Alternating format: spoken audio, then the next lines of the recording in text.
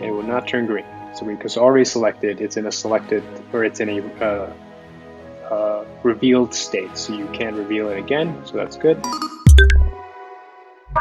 Welcome back to Arcade. I am Super Tommy, and this is a series on using Phaser Editor 2D to create the memory match game that we made in a previous tutorial and on our blog. So Memory Match is a Mario Party inspired memory game where you have this character that walks around and to find matches. So you can select these boxes to get matches.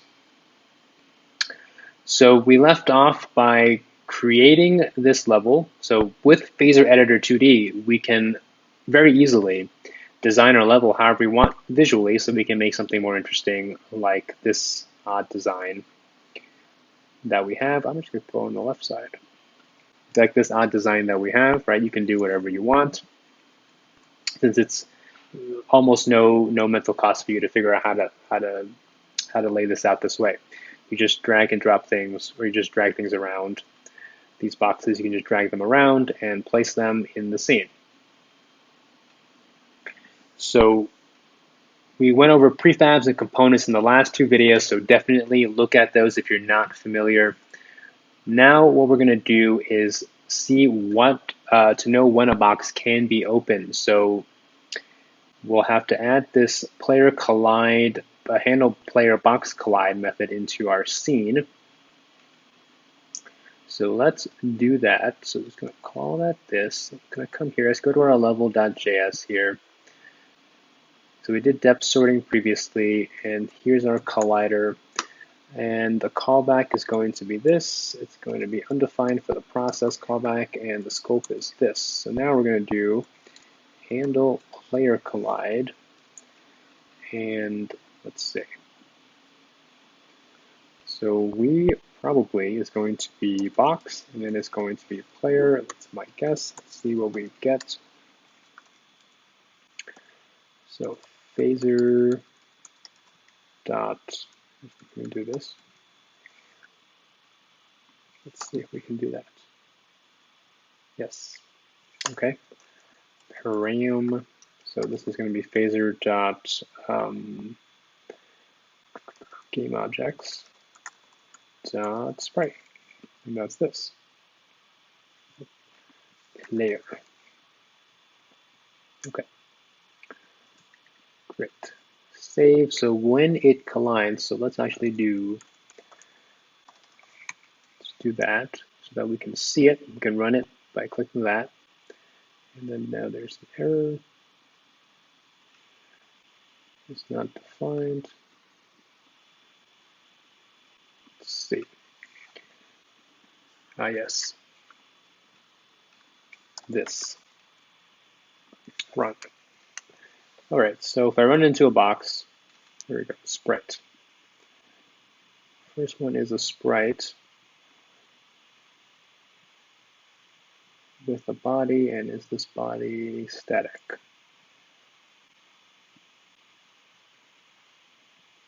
Let's see, static.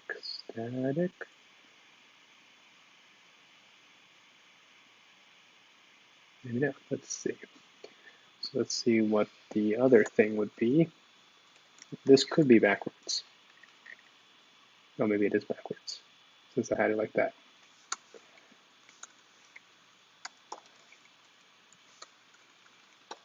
Let's just try that.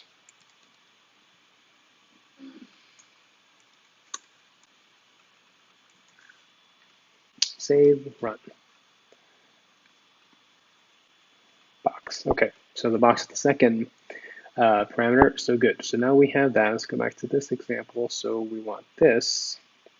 This will be different. Let's just copy that.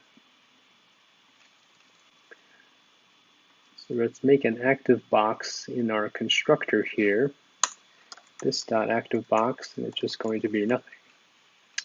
Save. And just type it to box or undefined.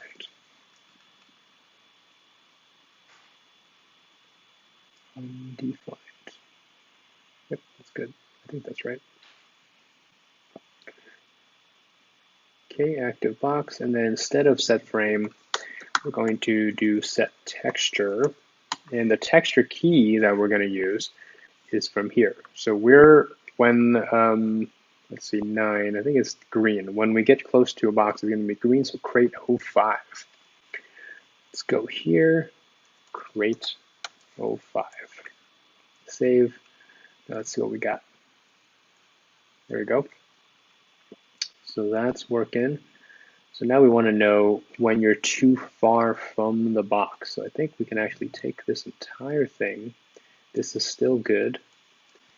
Let's go over here, come down here, just paste this code in. Let's see. So this dot player, that's still good. That looks good. So once we are far away, set texture to be crate, I believe it is 06. So let's just see. Crate 06. Run. Oop. Oh no, I have to actually call this update active box in update. This dot update active box. Okay, now run. Okay, it's not crate 06. Oh, crate. Run it again. Nice. Okay, so that's working. Cool. See, it's easy. Now we have to figure out what is actually in the box. Now, so we had this, but we don't actually have to do it this way. Because we have Phaser editor and a scene editor to make all these changes, what we can do is make another component, and we're going to do that. So we can skip probably some of this. We're going to do this a little bit differently. Let's come out here, go to our components. As you'll see, some of the code is similar, some of the code is different, just because we have a different paradigm to work with. We don't have to do it the same way the previous tutorials did it. So let's call this item holder component. And that's good. Save, generates our item holder here. Let's double click this to open it. And what we're going to want to do, let's go back here actually. We're going to want to add a property here like we did for the physics component, if you recall. So what we're going to do here is, let's call it item name or item key. We'll just call this item name for now. I'll make myself smaller. So each box is going to have this item holder component, and then we're just going to, in the editor, in the scene editor, specify what item is in the box, which to me is more intuitive than doing this. But when you're working with only code, this is probably the easiest way to think about it. Maybe not, or at least easy to edit. So once we have this editor here, we can do it like this. So actually, instead of that, we're going to go to our box prefab, add component, add our item holder component, and there should be a default. So let's just say the default is bare. Save that. Let's go back. Now we can go to our scene, and let's say this guy, item name. I would like a default, so let's just go back here now. Default here. Default is bare.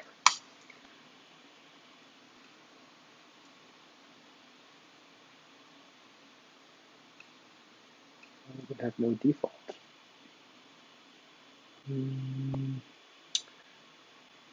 May not matter, but I would just like it to have a default. Just remove it and re-add it. Delete, item holder, bare. Okay, save. Let's go back out to here. Item holder default is bare. So we don't always want it to be a bare. So let's just say this one is a bare, but let's just say then this one, we don't want it bare. So we click this little lock icon, we can unlock it. So that means this instance of the box will have this property be different that we're setting instead of using the same one that is set in the prefab itself. So let's call this chicken. So in memory match, there's going to be duck, chicken, penguin, a couple other birds. Here we go, chicken, duck, parrot, penguin, and then bear. Bear is Bowser, where if you select the bear, you're going to be frozen for a second and you can't move. So chicken, Go here, same thing, and let's call this parrot. Right, you get to design this level like this now. Let's call this penguin. And let's say this is penguin. Then let's say this is, what was the other bird? Duck. And then now let's say this is duck. Now I have a parrot somewhere. Let's say this is parrot. Parrot. And now this will be chicken. This is offset. Go. Chicken. Save. So now each box has an item holder component that has the item name in it, and it's going to correspond with the PNG file. So let's upload those PNGs as well. Go to the assets folder, right click, go to upload, let's browse. And we're going to use Kenny's assets here. Let's go out to here. We're going to use Kenny assets 41, 2D. Actually, it's Animal Pack Redux. I think this is it. So no, there's Animal Pack Redux. 2D assets, Animal Pack Redux. We'll go with the square ones. So we want bear, chicken, duck, parrot, penguin. I think that's it. Open. Upload. Now we want to add these images to our asset pack JSON file. Let's save that, asset pack JSON. Now we have our birds here. These are pretty big in size relative to our other assets. So I think our box is 64, so it's twice as big. We're just going to scale them down. Okay, so we have that. We have our assets, so we don't have to do this, right? This is going to happen for us by having our assets in the assets pack. Opening a box. So we're going to actually put this in our item holder. So our item holder is going to reveal and hide things that is held by any item that has an item holder component. And so we're going to do something similar here, but we're going to call it reveal in our item holder. So let's come down to our components, item holder, and we're going to make a method here called reveal. And let's see, so if box, well, that's just itself. Delete that. So what we're going to do is really only care about this tween. Let's take this tween. What the reveal does is tween the item, which we're going to make here. So we're going to do this dot, let's call this the display, and it'll be nothing, but it will be an image. It'll be undefined. Type phaser dot game objects dot image, and then we are going to want, let's just say when we reveal, we create it. So if not, this dot display equals, we want the scene, const scene, this dot game object dot scene. So I will access the scene dot add dot image, and we're going to want to be on the XY of the game object, XY, this dot game object. So XY, and then the texture string is just going to be item name. Just to confirm, we can go to our asset pack here. Name is bear, chicken, duck, parrot, penguin, which is what we used when we set up the boxes for the item holder component. Let's go back out here, item holder. So we create the display if there is no display. Now in the memory mesh tutorial, we use the groups that can reuse sprites. Same thing's going to happen here, except each item holder makes its own sprite and then reuses that sprite over and over again, which is effectively the same thing.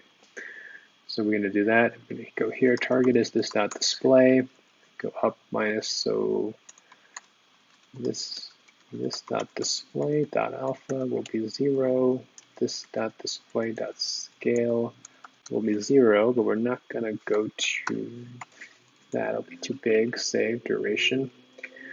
Okay, so we have that. Good. So I want to actually open the box. So we still want this. So what we're going to do, so we have that movement component, but movement and action is not really the same. So we're going to make an action component. As you can see, these components is a fairly versatile way of organizing code. So let's do an action component. We actually know this is going to be a sprite. So that's good. Probably no property for now. Let's save this, open. So we're going to attach this to our player, and then from there, so const scene, when we press space, this dot game object dot scene. So scene dot input dot keyboard dot on. Let's do key down space. And when that happens, we want to open. So we're calling, how should we do this? So we then want the current box to be opened. So let's see. We can send an event out to the scene. We can get the box. So let's just see, how are we doing it here? This dot open box, active box. So we don't know what the active box is.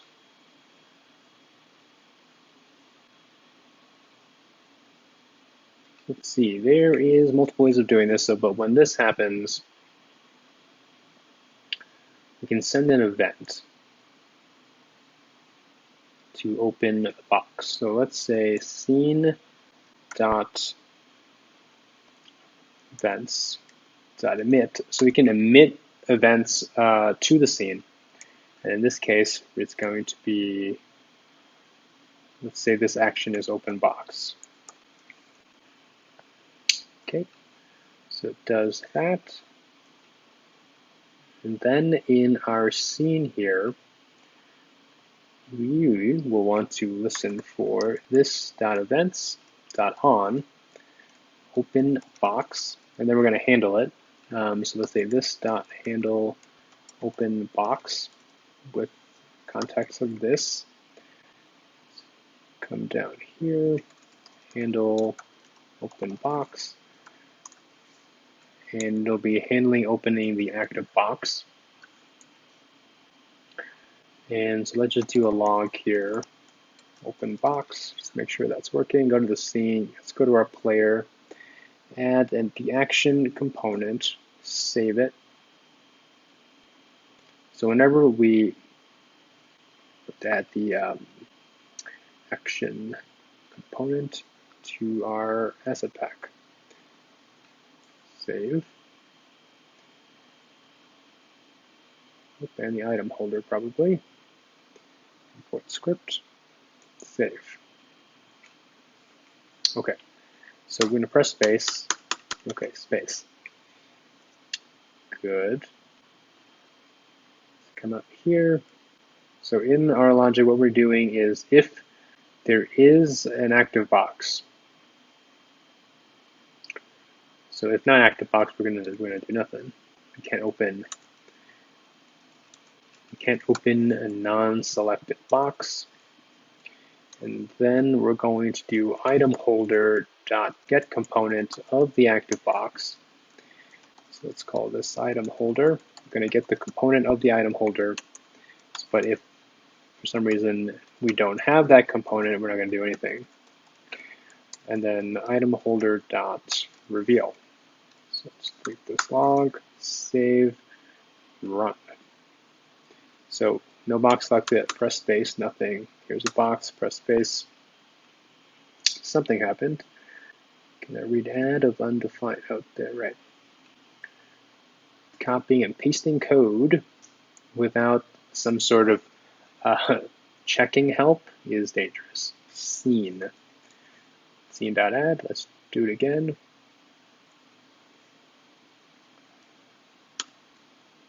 And there it is. Here is the guy. So now we also want to make sure that he is sufficiently, let's go to 3000, sufficiently high in the depth, since if we're depth sorting on Y for all these other things. Boom. Great. So there it is. And then we're going to want to hide it as well. So let's see. What else we got in this part? So you see there's a lot of code here that we no longer need, given how we've now structured our code. We don't need the switch and all that stuff. Okay, this is all good. Done. Okay, so in the next part, part 4, we are going to do the match check. And when there is no match, we're going to hide the item that we revealed here. You'll see reveal works here. You can probably do it again. Which is wrong. So let's fix that first. Before we end this part actually, if revealed, so we're gonna do this. So if this dot display dot alpha is greater than or equal to 1, we are actually gonna not reveal again, already revealed. And let's run this. Right. Because it may be no. If this dot display and let's go here, okay, and it does not get revealed again. So actually what we can also do on this component itself is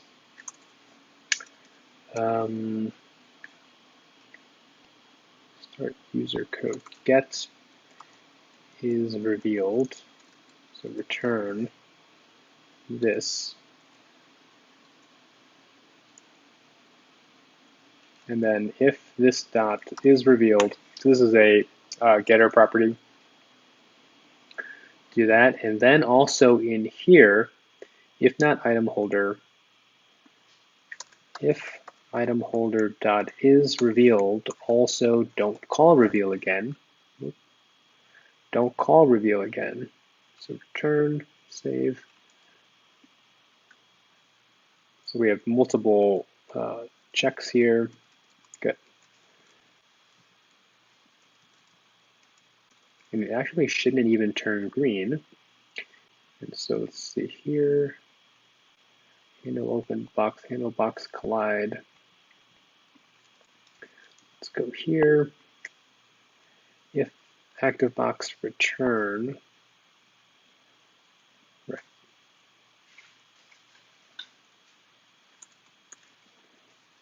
Box. If item holder and item holder dot is revealed, return. So what we're doing here is getting the item holder component out of the box that we just hit. And if it's already revealed, we're not going to bother setting it to the active box, which will avoid it ever actually even being opened or any of that. So let's just show you here. It will not turn green. So because already selected, it's in a selected, or it's in a revealed state. So you can reveal it again. So that's good. All right, so now that is part 3. Now in part 4, we're going to look at checking for these matches. So this penguin and this duck don't match, and they should then both hide. So come back for that in part 4.